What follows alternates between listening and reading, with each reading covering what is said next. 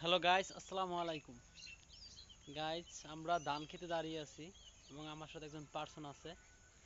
তো ভাই বলতাছে এবার হয়তো আমার সিঙ্গেল দেখছো, পরের বার হয়তো দেখা হইলে আমার ডাবল দেখতি। মানে সে শীঘ্রই হয়তো বিয়ে করবে, সেটার ইঙ্গিত দিছে আমারে। ভাই কিছু বলেন।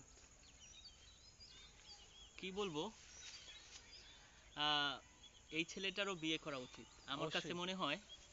এদেশের প্রত্যেকটা ছেলেকে 22 বছর বয়সে ধরে ধরে বিয়ে করাই দেওয়া উচিত।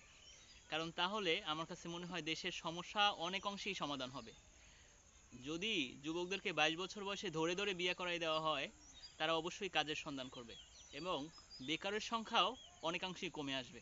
সুতরাং আমাদের বাবা মা এবং যারা হচ্ছে অভিভাবক আছে তাদের উদ্দেশ্যে বলছি, সবাইকে আপনার ছেলে মেয়ে বা আপনার যারাই আছে তাদের সবাইকে 22 বছর বয়সে ধরে ধরে জোর করে দরকার হয় বিয়ে করাই দেন।